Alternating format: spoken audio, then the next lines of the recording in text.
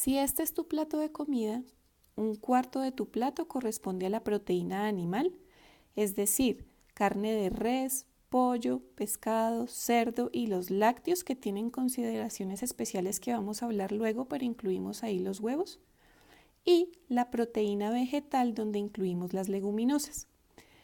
Aquí hay una nota especial respecto a las leguminosas como el frijol, garbanzo, lentejas, soya, habas y el maní.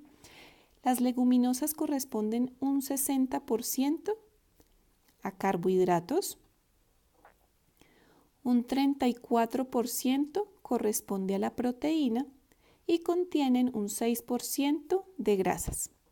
Pero además son una fuente muy rica de vitamina B9, o el ácido fólico, son ricas en hierro y también en cobre, con la particularidad de que no son tan buena fuente de metionina. La metionina es un aminoácido, una partícula de proteína esencial en la dieta que debemos entonces complementar de otra fuente. ¿Qué pasa cuando consumimos proteínas? ¿Recuerdas cuando vimos el metabolismo de los alimentos? Decíamos que cuando consumimos carbohidratos, los carbohidratos generan picos de liberación de glucosa que van acompañados, por tanto, de picos de liberación de insulina.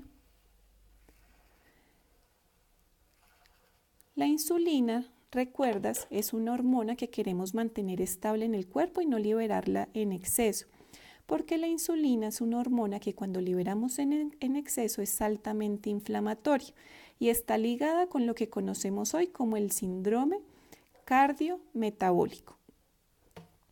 El síndrome cardiometabólico está correlacionado con enfermedades como el sobrepeso, obesidad, diabetes, hipertensión arterial, síndrome de ovario poliquístico, apnea obstructiva del sueño e incluso con enfermedades neurodegenerativas como las demencias. Todo precedido por un incremento en la producción de insulina generado por una dieta poco balanceada. ¿Qué pasa? Que cuando consumimos proteína mediante otro mecanismo, también tenemos picos de liberación de insulina. Eso quiere decir que tu porción de proteína debe ser tan moderada y tan regulada para que no te excedas en liberación de insulina. Cuando te excedes en el consumo de proteína, haces picos de liberación de insulina como si hubieras consumido un carbohidrato. Es más, haces un pico mucho mayor si consumes proteína en exceso y además consumes carbohidrato, generando todo el problema de la insulina que vimos anteriormente. La pregunta entonces es ¿cuánta proteína comer en el día? Tienes dos opciones. Los nefrólogos llegaron a la conclusión de que puedes consumir la palma de tu mano sin los dedos de proteína 2 veces en el día. Si quieres ser más exacto, puedes hacer el siguiente cálculo. Tenemos un rango entre 0.8 a 1.5 gramos de proteína por kilo de tu peso para consumir en el día. 0.8 a 1.5. Este rango varía según tu contextura física, si haces o no haces actividad física y según también tu edad. Eso quiere decir que una persona promedio de 70 kilos aproximadamente debería consumir 70 gramos de proteína al día. ¿Cómo obtener esos 70 gramos de la dieta? 100 gramos de proteína animal como la res, el pollo y el cerdo contienen aproximadamente 20 gramos de proteína. El pescado y los frutos de mar oscilan más o menos entre 10 a 20 gramos de proteína. El huevo tiene más o menos, un huevo grande tiene más o menos 13 gramos de proteína. Y las leguminosas, los granos que vimos anteriormente, contienen más o menos entre 13 a 20 gramos de proteína según el grano que escojas. siendo el garbanzo el que menos proteína contiene y siendo la soya la que más contiene proteína. Sin embargo, luego vamos a ver algunas consideraciones especiales respecto al consumo de soya que realmente debe consumirse con moderación. Eso quiere decir que esta misma persona de 70 kilos, lo máximo que puede consumir al día de estos tipos de carne son 350 gramos de carne por día. Ahora pregúntate cuál es el tamaño de tu porción de proteína que consumes. Cuando salimos a comer afuera suele ser mucho más que esto. Por eso es tan fácil excedernos en la cantidad de proteína que consumimos y esto también nos puede llevar a los mismos problemas metabólicos que genera el incrementado consumo de carbohidratos. Carbohidratos.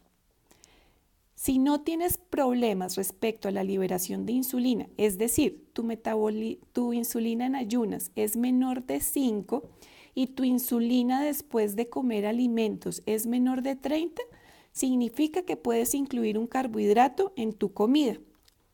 1. ¿Cuáles? Todos los carbohidratos no refinados. ¿Cuáles son los carbohidratos no refinados? Todos los que nacen de la tierra y tú los consumes. Es decir, los tubérculos como la papa, la yuca, la racacha, los cubios o los cereales como el arroz blanco con moderación o el arroz integral o el maíz. Todos los productos derivados de carbohidratos que han sido refinados, es decir, los convirtieron en harinas y luego estas harinas los convirtieron en panadería o en pasta, tienen la tendencia a generar picos de insulina mayores que estos carbohidratos no refinados. Sin embargo, si tú ya tienes un problema cardiometabólico derivado de la inflamación por insulinas, que seguramente ya hemos medido en sangre, te diremos que disminuyas o restrinjas completamente el consumo de estos carbohidratos, por lo menos temporalmente. Una nota respecto a la proteína y a los carbohidratos. Cuando consumes leguminosas, frijol, garbanzo, lenteja, normalmente se balancean bien con el consumo de carbohidratos, porque las leguminosas son bajas en metionina, pero los carbohidratos como los cereales no, es decir, que se complementan bien. Sin embargo, si ya tienes un problema derivado de la insulina, debes tener cuidado, probablemente es mejor que solo consumas la leguminosa porque tiene bastante proporción de carbohidrato. Si lo quieres balancear, puedes colocar tus leguminosas junto a proteína animal como el huevo. Cuando consumes proteína de carne de res, pollo o cerdo junto con las leguminosas, vas a hacer un pico de liberación de insulina también incrementado porque estás combinando dos proteínas. Además que la digestión normalmente es más difícil y más lenta. Hemos hablado entonces de las proteínas, carbohidratos. Ahora viene un tercer componente de la dieta que normalmente no incluimos en nuestra dieta por hábitos y costumbres y situaciones que nos han enseñado. Las buenas grasas vamos a incluirlas en la siguiente proporción.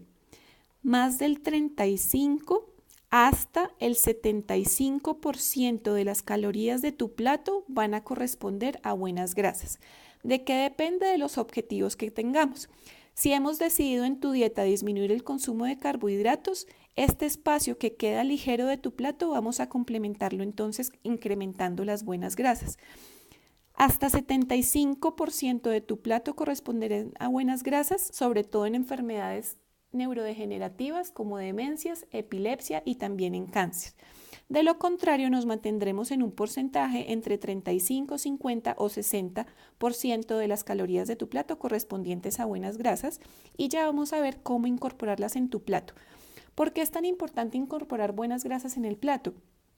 Por lo siguiente, porque cuando consumes buenas grasas, como veíamos anteriormente, las grasas son fascinantes metabólicamente porque no generan picos de elevación de insulina, pero tienen tanta energía que tu metabolismo va a permanecer más regulado, tú vas a tener más energía en el día sin todos los efectos inflamatorios que tienen los carbohidratos y que pueden tener las proteínas si no las consumimos con moderación.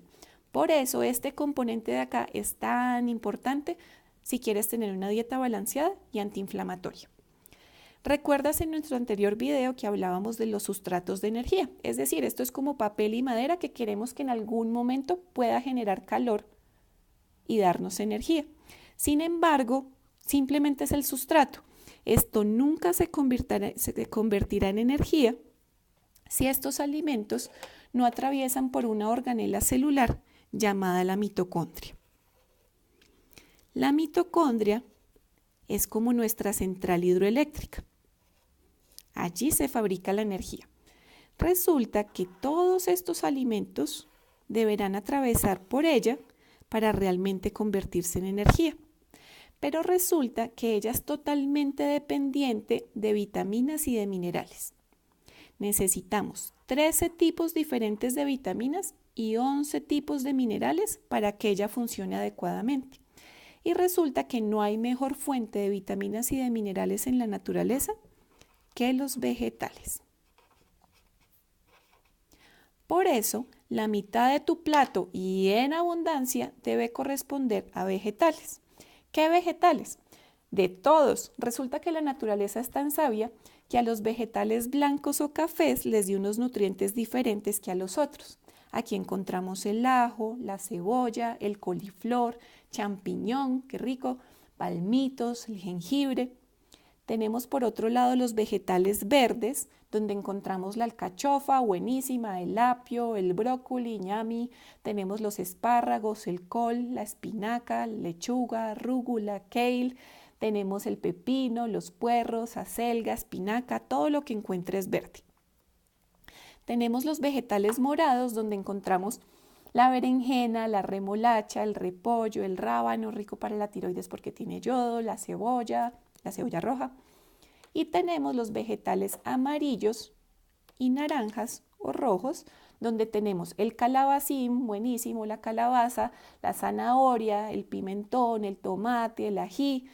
Todos estos vegetales tienen nutrientes cada uno diferentes y tú necesitas muchos vitaminas y minerales para que finalmente tu central hidroeléctrica pueda producir energía. Los problemas de salud predominantemente concluyen en deficiencia de energía, fatiga, cansancio, debilidad, trastornos de memoria, dolor muscular.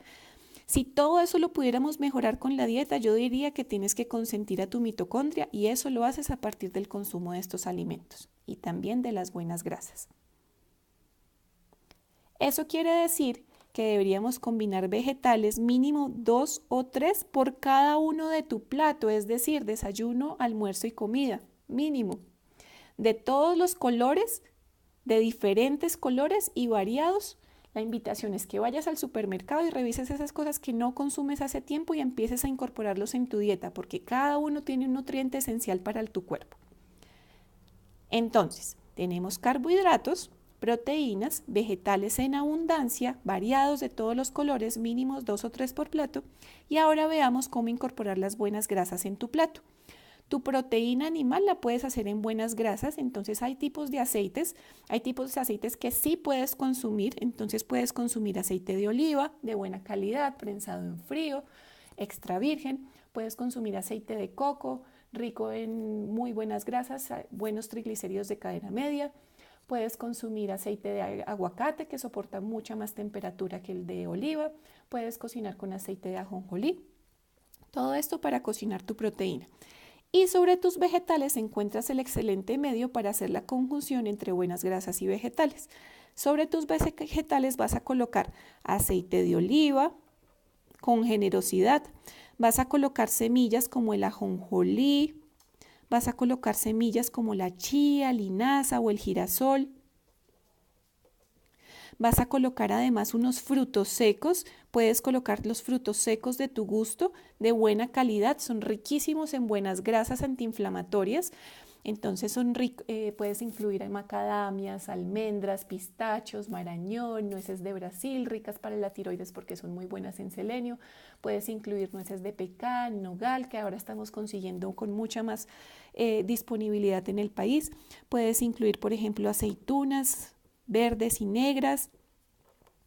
Y además puedes incluir todos los días un aguacate distribuido durante el día de los grandes para incrementar el consumo de buenas grasas. ¿Qué pasa? Cuando incrementas el consumo de buenas grasas, no solo te van a dar más estabilidad metabólica, te van a dar mucha más energía, sino que las buenas grasas generan mucha más saciedad.